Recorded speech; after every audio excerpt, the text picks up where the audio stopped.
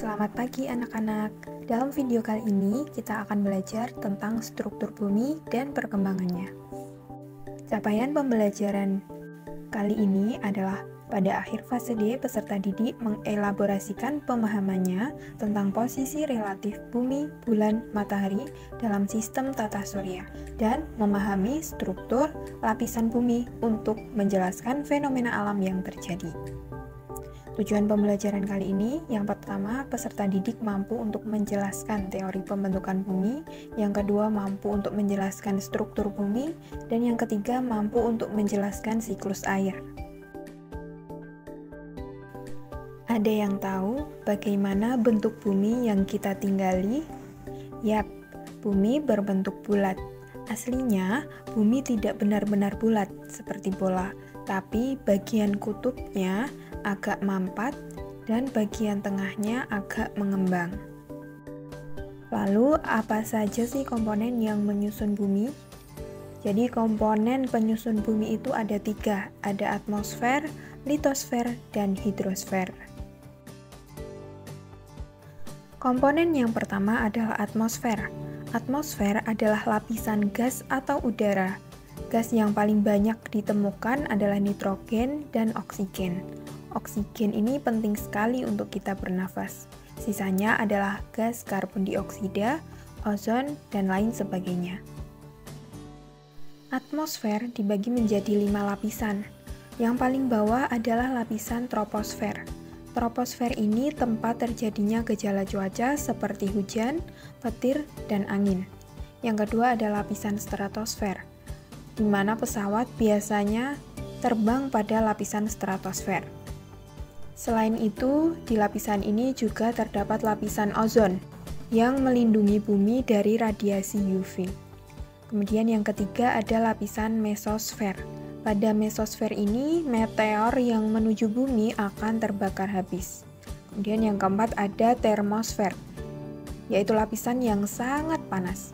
Pada termosfer ini juga terdapat lapisan ionosfer yang bisa memantulkan gelombang radio AM dan tempat terjadinya aurora. Kemudian yang paling atas adalah lapisan eksosfer. Pada eksosfer ini satelit luar angkasa mengorbit. Komponen yang kedua adalah litosfer. Litosfer adalah lapisan bebatuan yang ada di bumi. Litosfer dibagi menjadi kerak bumi, mantel atau selubung bumi, dan inti bumi. Kerak bumi adalah lapisan paling luar, tempat di mana kita tinggal. Terbagi menjadi 2, yaitu kerak benua yang ada di daratan dan kerak samudra, yaitu kerak bumi yang ada di dalam laut. Di bawahnya adalah mantel atau selubung bumi, yang merupakan lapisan paling tebal yang terbagi menjadi 2, yaitu mantel atas dan mantel bawah.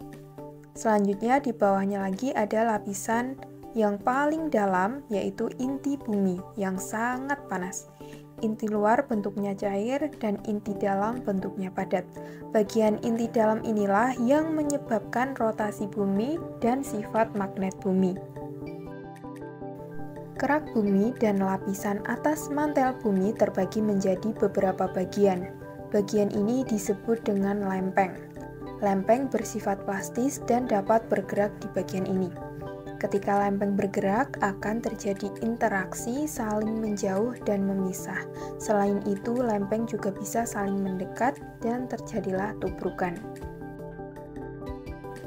Lalu, apa yang menyebabkan lempeng dapat bergerak?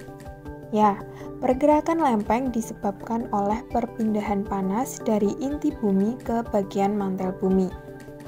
Perpindahan panas ini disertai dengan perpindahan material di dalam mantel bumi, sehingga prosesnya disebut dengan konveksi.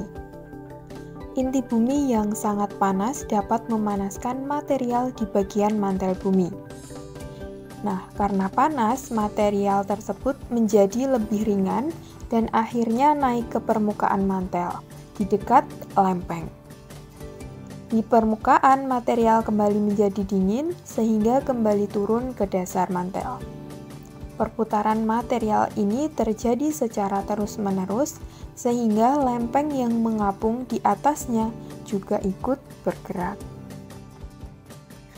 Lempeng bisa bergerak saling menjauh atau divergen. Divergen menyebabkan patahan atau retakan pada lempeng. Contoh dari lempeng yang bergerak saling menjauh atau divergen terdapat pada patahan San Andreas di California dan Laut Merah yang terbentuk dari pergerakan antara benua Afrika dengan daratan Arab. Lempeng juga bergerak saling mendekat atau konvergen. Konvergen menyebabkan tabrakan antar lempeng. Tabrakan lempeng samudra dan benua dapat membentuk palung laut, dan tabrakan lempeng antar benua dapat membentuk pegunungan. Contoh dari pergerakan lempeng yang saling mendekat atau konvergen ada pada pegunungan Himalaya. Selanjutnya adalah pergerakan transform. Pergerakan ini terjadi karena adanya gesekan yang berlawanan arah pada dua lempeng yang saling berpapasan, kemudian mengalami gerakan mendatar. Gesekan dengan energi yang terakumulasi inilah yang menyebabkan terjadinya gempa bumi dengan kedalaman yang dangkal. Kemudian komponen yang ketiga adalah hidrosfer, yaitu lapisan air yang ada di bumi. Contohnya adalah samudra, lautan, sungai, danau, air tanah, dan uap air di udara. Jumlah air di bumi selalu tetap karena adanya siklus air atau siklus hidrologi. Lalu, bagaimanakah siklus air terjadi? Awalnya, air menguap menjadi uap air karena panas matahari. Uap air akan naik ke atmosfer karena semakin tinggi suhu atmosfer semakin rendah. Dan uap air tadi akan berubah lagi menjadi cair atau mengembun. Titik-titik air akan berkumpul kemudian membentuk awan, dan kemudian turun untuk menjadi hujan. Air hujan akan kembali berkumpul di lautan, setelah itu siklus air kembali berulang. Nah, pada pergerakan bumi, selain membentuk pegunungan, pergerakan lempeng juga bisa menyebabkan bencana alam seperti gempa bumi dan tsunami. Gempa bumi adalah energi yang terjadi di permukaan bumi akibat pergerakan lempeng. Semakin besar energi yang dilepaskan, maka semakin besar kerusakan yang terjadi. Ketika gempa terjadi di dasar laut, gerakan lempeng tersebut akan mendorong air laut ke atas sehingga timbul gelombang besar yang disebut dengan tsunami. Yang selanjutnya adalah gunung berapi. Selain gempa bumi, efek dari pergerakan lempeng adalah gunung berapi. Gunung berapi adalah proses naiknya magma ke permukaan yang menyebabkan erupsi.